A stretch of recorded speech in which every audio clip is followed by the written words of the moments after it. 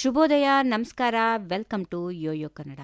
ಅರಸೀಕೆರೆ ಶಾಸಕ ಶಿವಲಿಂಗೇಗೌಡರು ಜೆಡಿಎಸ್ ನಾಯಕರ ವಿರುದ್ಧ ಮತ್ತೆ ಗುಡುಗಿದ್ದಾರೆ. ನಾನು ಪಕ್ಷ ಬಿಟ್ರೆ ದ್ರೋಹ ಹೇಗಾಗುತ್ತೆ, ನಿಮ್ಮ ಬಾಲ ಹಿಡ್ಕೊಂಡು ಕೂರೋಕೆ ನಾನೇನು ಸನ್ಯಾಸಿಯೇ ಅಂತ ದಳಪತಿಗಳಿಗೆ ನೇರವಾಗಿ ಪ್ರಶ್ನೆ ಮಾಡಿದ್ದಾರೆ. ಅಷ್ಟೇ ಅಲ್ಲ, ತಾನು ಕಾಂಗ್ರೆಸ್ ಸೇರಿದ್ದಕ್ಕೆ ಅಸಲಿ ಕಾರಣವೇನು ಅನ್ನೋದನ್ನ ಬಹಳ ಓಪನ್ ಆಗಿ ಬಿಚ್ಚಿಟ್ಟಿದ್ದಾರೆ. ಮಂತ್ರಿಯಾಗೋ ಆಸೆ ನನಗೂ ಇದೆ, ಅದಕ್ಕಾಗಿಯೇ ನಾನು ಸಿದ್ದರಾಮಯ್ಯ ಅವರ ಜೊತೆ ಹೋಗಿದ್ದೇನೆ ಅಂತ ಹಸಿ ಸತ್ಯವನ್ನ ಒಪ್ಪಿಕೊಂಡಿರೋ ಶಿವಲಿಂಗೇಗೌಡ ಈ ಮಾತುಗಳು ಈಗ ರಾಜ್ಯ ರಾಜಕಾರಣದಲ್ಲಿ ಭಾರಿ ಚರ್ಚೆಯನ್ನ ಹುಟ್ಟುಹಾಕಿದೆ. ಅರಸೀಕೆರೆ ಖಡಕ್ ಶಾಸಕ ಶಿವಲಿಂಗೇಗೌಡರು ಮತ್ತು ಜೆಡಿಎಸ್ ವಿರುದ್ಧ ಕೆಂಡಕಾರಿದ್ದಾರೆ. ನಾನು ಪಕ್ಷ ಬಿಟ್ಟದ್ದನ್ನ ದ್ರೋಹ ಅಂತ ಕರೆಯೋ ಜೆಡಿಎಸ್ ನಾಯಕರಿಗೆ ಮೊದಲು ಯಡಿಯೂರಪ್ಪ ಅವರಿಗೆ ಮಾಡಿದ ಮೋಸ ನೆನಪಿರಲಿ ಅಂತ ತಿರುಗೇಟು ನೀಡಿದ್ದಾರೆ. ನಾನು ಜೆಡಿಎಸ್ ನಲ್ಲೇ ಇದ್ದಿದ್ರೆ 1 ಸೀಟ್ ಜಾಸ್ತಿ ಆಗ್ತಿತ್ತು ಅಷ್ಟೇ, ಅದರಿಂದ ನನಗೇನ್ ಲಾಭ ಅಂತ ಕೇಳಿರೋ ಗೌಡ್ರು ತಮ್ಮ ಮಂತ್ರಿಗಿರಿಯ ಆಸೆಯನ್ನ ಬಹಿರಂಗಪಡಿಸಿದ್ದಾರೆ. ನಾನೇನು ಕೊಲೆ ಸುಲಿಗೆ ಮಾಡಿದ್ದೇನ, ನನ್ನನ್ನು ಬಯ್ಯೋಕೆ ಅಂತಾನೆ ಸಮಾವೇಶ ಮಾಡ್ತೀರಾ ಅಂತ ರೇವಣ್ಣ ಕುಟುಂಬದ ವಿರುದ್ಧ ಕಿಡಿಕಾರಿದ್ದಾರೆ. ಶಿವಲಿಂಗೇಗೌಡರು ಕಾಂಗ್ರೆಸ್ಗೆ ಹೋದ ಮೇಲೆ ಸಿದ್ದರಾಮಯ್ಯ ಅವರ ಬಗ್ಗೆ ಫುಲ್ ಸ್ಟಾಪ್ ಆಗಿದ್ದಾರೆ. ಸಿದ್ದರಾಮಣ್ಣ ಮೊದಲೇ ನನಗೆ ಚೆನ್ನಾಗಿ ದುಡ್ಡು ಕೊಡ್ತಿದ್ರು, ಈಗ ಮಂತ್ರಿಗಿರಿ ಕೊಟ್ರೆ ಅರಸೀಕೆರೆಗೆ ಒಳ್ಳೆದಾಗುತ್ತೆ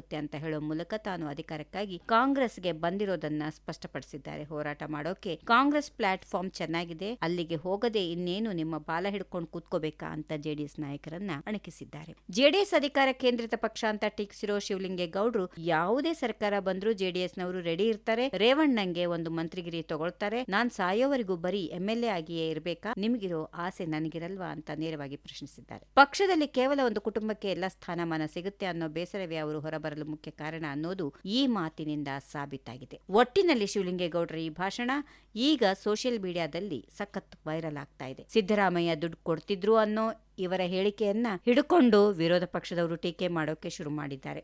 ಮಂತ್ರಿ ಆಗಲೇಬೇಕು ಅನ್ನೋ ಹಠಕ್ಕೆ ಬಿದ್ದಿರುವ ಗೌಡ್ರಿಗೆ ಮುಂದಿನ ಸಂಪುಟ ವಿಸ್ತರಣೆಯಲ್ಲಿ ಅವಕಾಶ ಸಿಗುತ್ತಾ?